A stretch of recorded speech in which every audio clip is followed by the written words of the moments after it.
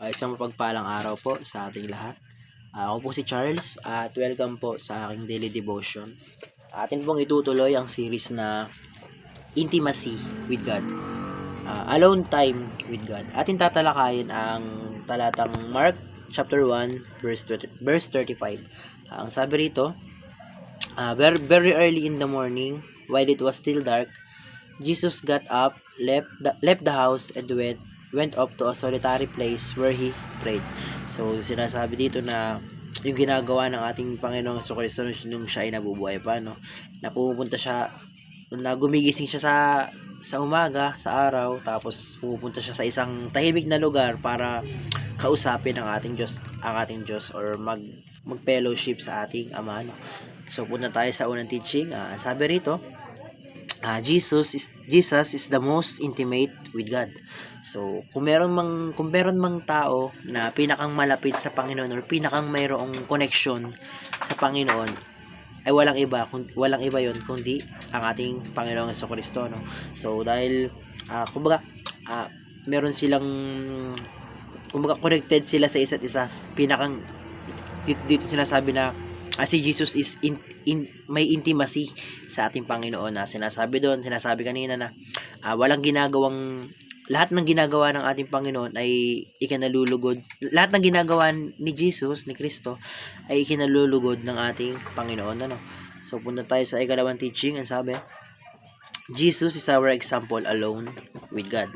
So, si Jesus nga, sabi nga dun sa verse, na talagang naglalaan si Jesus ng time alone, mag-isa siya na para kausapin ang ating Panginoon, no? Kada araw meron siyang inilalaan na oras para mag-isa siya na kausapin ng Panginoon, para magpuri sa Kanya or magdasal para sa Kanya. So, siya yung pinaka-example natin na dapat ganun din tayo or dapat maging ganun din tayo. So sa ikatlo, number 3, ang sabi, Jesus starts his day by fellowshipping with the Father. So, ayun nga, sinisimulan ng ating Panginoong Jesucristo yung araw niya sa pagpe-fellowship sa ating Panginoong Diyos. Ayun. Sa kada araw, isisimulan niya yung araw niya. Yun ang unang-una niyang ginagawa. Meron siyang oras. Kumbaga, ang pinakang start ng araw niya ay yung makipag-usap sa ating Panginoon, ano. So, sa application, punta tayo. Solidify a habit of solitude. So, sabi, gawin daw habit. So, natatandaan ko, nabasa ko na kapag ang isang bagay daw, bago maging habit, ay kailangan gawin mo ng 20 times. So, tayo naman ng 21 times rather. So, ayun, tayo bilang tao naman, gawin natin ganun, no? Gawin nating habit yung makikipag-usap sa Panginoon, yung pagdadasal araw-araw, yung ganun. So, kumbaga, hindi mo kasi masasabing habit yung isang bagay kung ginawa mo lang bukas, ginawa na sa isang araw. So, kumbaga, dapat as in lagi talaga, araw-araw talaga. Lagi tayong maglaan ng oras sa Panginoon na kausapin siya, magdasal sa Kanya, mag-fellowship sa Kanya. So, punta tayo sa ikalawang application. Ang sabi, set a regular meeting place with God. So, yun, para makausap natin ng maigi or makapag-focus tayo sa pagdadasal sa Kanya or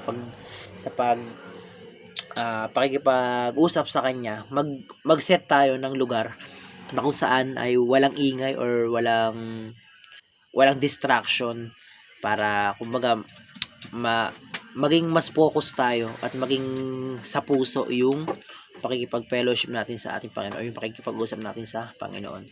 So, sa ikatlong application, start each day with God. So, ayun, katulad ng ating Panginoong Jesucristo, tayo naman bilang tao, gayahin natin siya. Simulan natin yung araw natin kasama ang Panginoon. Pwede natin gawin na siguro pagkagising, magdasal agad tayo, ganun, or basta kausapin natin siya, ganun, na bilang ayun, simulan natin yung araw natin sa pagkipag-usap sa Kanya. So, ayun, intimacy with God. Sobrang dami ko pong natutunan sa araw na ito. Maraming salamat po.